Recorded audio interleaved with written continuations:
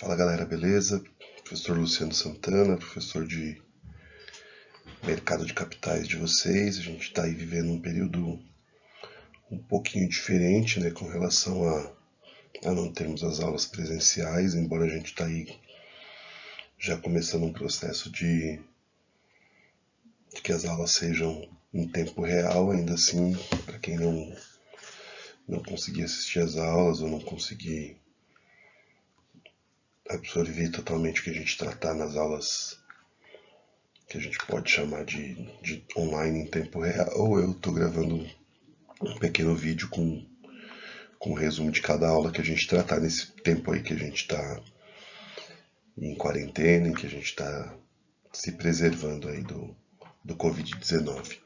Já que eu toquei nesse assunto, eu queria só lembrar vocês de que a gente siga aí umas regrinhas com relação a esse tempo que a gente está vivendo, né, de combate a esse vírus.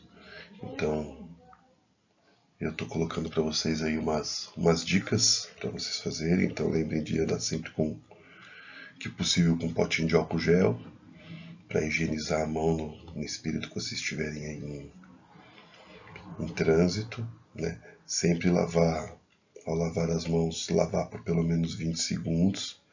Né? Tem uma sugestão numa música aí que a minha filha deu do Backstreet Boys para vocês poderem lavar as mãos durante o refrão, dá exatamente 20 segundos. Sempre que você for espirrar ou tossir, cobrir o rosto, ou usando lenço de papel, ou utilizando o braço para que você não suje a sua mão, não contamine a sua mão. O braço é mais difícil de você levar até olhos, boca e nariz. Deixe o ambiente que você tiver bem ventilado, sempre com janelas e portas abertas para que o ar possa circular. Evite contato com pessoas que têm um problema respiratório, né? Quem tem bronquite, asma, entre outras coisas. Evite ficar tocando nos olhos, no nariz, na boca, porque você pode estar levando o vírus para essas mucosas e você pode estar se contaminando dependendo de onde você tocou. Utiliza sempre lenço descartável para a higiene do nariz, né? Nunca com a mão diretamente. E não compartilhar itens de uso pessoal, como os talheres, por exemplo. E lembre, né, se você está em home office, você está em casa, você está em quarentena, é um período para ficar em casa, não é para você ficar passeando por aí, sendo vetor da doença para outras pessoas. Só sai de casa se for extremamente necessário. Eu sei que dá vontade de ir na balada, dá vontade de ir no clube bater aquela bolinha, mas nesse tempo a gente tem que se resguardar. Dado aí essas dicas, vamos para a nossa última aula aí, para quem assistiu a aula 2 de mercado de capitais. A gente falou bastante sobre as entidades que compõem o Sistema Financeiro Nacional, né? A gente falou das entidades, dos órgãos reguladores, das entidades supervisoras, né? Do que nos interessa, que é o mercado de câmbio, crédito, monetário e de capitais, é o Conselho Monetário Nacional, que é o órgão regulador desses mercados. E aí a gente tem o Banco Central e a Comissão de Valores Mobiliários. O Banco Central, que cuida, é o órgão, a entidade supervisora do mercado de crédito, câmbio e monetário. E a Comissão de Valores Mobiliários, que é o órgão, a entidade supervisora que vai cuidar, vai fiscalizar, vai regular o mercado de capitais, que é o alvo aqui do nosso estudo, da nossa disciplina. Então foi o que a gente tratou na nossa última aula. Tá? Só para a gente poder ter em mente aí, essas são as principais atribuições do Banco Central, pensando no mercado monetário, crédito e cambial, né? Garantir o poder de compra da moeda, controlar a quantidade de moeda em circulação, controlar o fluxo de moeda estrangeira no país, manter reservas, autorizar e fiscalizar o funcionamento das instituições financeiras. São essas aí as 4 principais atribuições. Já da Comissão de Valores Mobiliários é regular, fiscalizar e desenvolver o mercado de capitais, né? Proteger as pessoas que investem nesse mercado, procurar coibir, evitar e punir as fraudes e manipulações do mercado e assegurar o acesso público sobre as informações que dizem respeito a valores imobiliários e companhias que emitem esses valores imobiliários, que são as ações. Com relação ao item 3, eu queria sugerir para vocês um filme, que quiser assistir nesse período de quarentena, que é um filme chamado A Fraude, que vai fazer com que vocês tenham uma ideia do que é esse cuidado que a CVM, é um filme voltado para o mercado estadunidense, mas fala um pouquinho da função da CVM, que a CVM teria aqui no Brasil. Então, dito isso, né, a gente vai agora conversar um pouquinho sobre o que a gente vai falar sobre a Bolsa de Valores. Para que vocês possam entender mais ou menos como a Bolsa de Valores funciona, como é a Bolsa de Valores aqui no Brasil, deixei para vocês aí 2 vídeos, né? O primeiro vídeo é um vídeo de pouco mais de 1 minuto e 40 segundos, que fala da história da Bolsa de Valores, e o outro fala da última transformação que a Bolsa sofreu, que foi essa consolidação do mercado de Bolsa e Balcão pela B3, que é uma entrevista de uns 2 minutinhos também, falando a respeito dessa mudança da Bolsa de Valores aqui no Brasil. Antes da gente começar a falar de Bolsa, né, a gente vai falar bastante aqui de B3, Bolsa de Valores, CVM, mas é bom saber também que existem outras instituições, outros órgãos que fazem essa ajuda para o desenvolvimento do mercado financeiro como um todo. Né? Ancod, APMEC, Ambima, Abrasca, Febraban e IBGC são órgãos que atuam em áreas específicas a fim de que você possa, o mercado possa se desenvolver, possa crescer e possa acompanhar toda a evolução que a gente tem visto aí. Então é importante também dar uma pesquisada sobre esses 6 órgãos especificamente. O IBGC, de maneira geral, vocês vão falar também na matéria de governança corporativa e compliance, já que é importante para a gente compreender tudo isso aí. Outra coisa importante, vamos entrar aí no conteúdo que a gente vai abordar, né? Quando a gente fala de mercado de capitais, a gente está falando de bolsa de valores. Bolsa de valores são, na verdade, instituições, né? Sociedades que são privadas, né? São sociedades que possuem autonomia tanto financeira quanto patrimonial e administrativa, e de maneira geral são divididos em 2 tipos de bolsa. A bolsa de valores, em que a gente vai ter a negociação de ações, né? As ações são pequenas partes do patrimônio líquido das empresas, e a bolsa de mercadorias e futuro, que vai trabalhar com o mercado de commodities, né? Que são itens que a gente pode chamar da indústria primária, né? Que soja, trigo, ferro, aço, ouro, gado, e o mercado futuro, que está muito vinculado ao mercado de derivativos, que a gente vai estudar numa aula específica isso.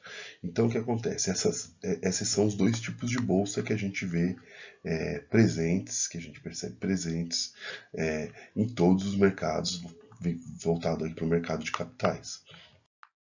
No Brasil, né, no videozinho que vocês assistiram, essa Bolsa de Valores ela passou por uma série de transformações, né, desde a sua fundação em 1890, né, esse vídeo está sendo gravado em 2020, então a gente tem aí o aniversário esse ano de 130 anos da Bolsa, né, desde que ela foi criada como Bolsa Livre.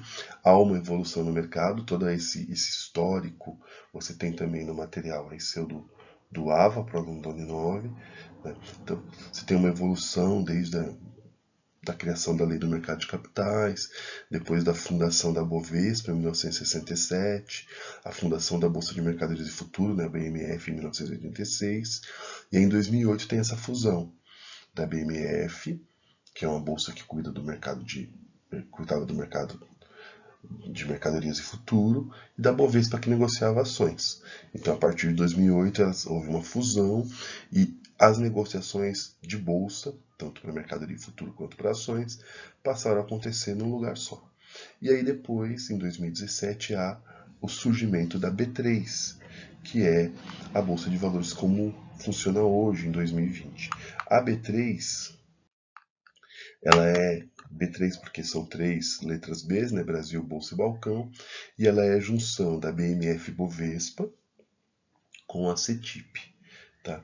A BMF Bovespa, como a gente viu, foi a junção da BMF com a Bovespa, cuidava de todo o mercado de bolsa, tanto de ações como mercadorias e futuro, e a CETIP cuidava do que a gente chama do mercado de balcão, que daqui a pouquinho eu vou explicar para vocês. Ele é um pouquinho diferente do mercado que a gente está acostumado a falar, que é o mercado de bolsa.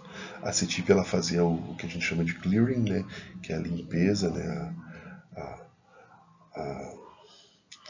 digamos assim, a pós-negociação do mercado de balcão, e isso passou a ser feito tudo agora pela B3, que é a junção dessas empresas. Tá? Para a gente entender, né, a B3 então ela trabalha com o mercado de títulos, valores mobiliários e contratos derivativos, trabalha com todos esses produtos. E como funciona essa diferença, né, dos mercados que agora a B3 atua.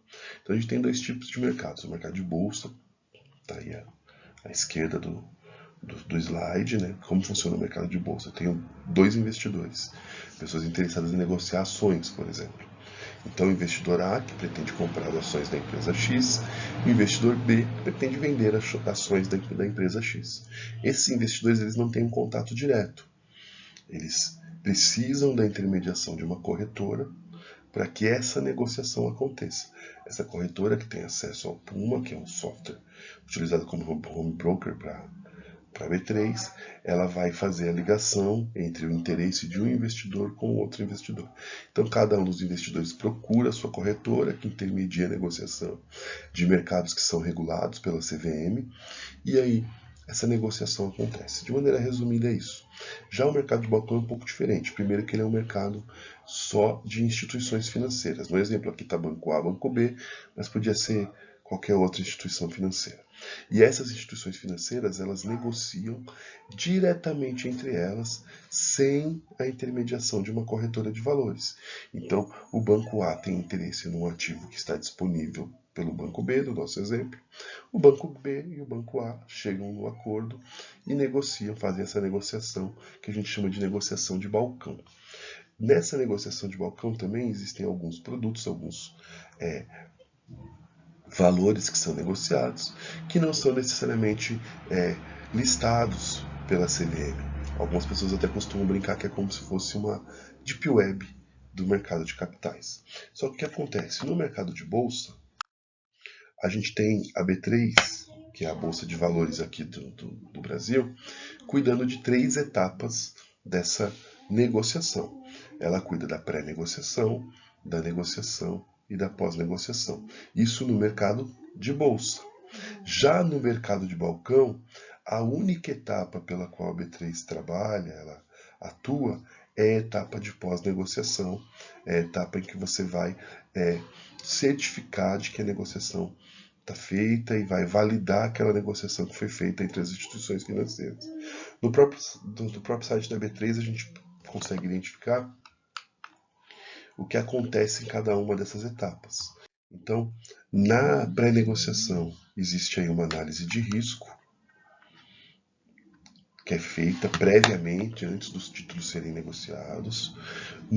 Na negociação, como o próprio nome diz, a B3 intermedia o negócio por meio do acesso ao software que elas têm, e tem também uma análise de risco que acontece no trâmite da negociação.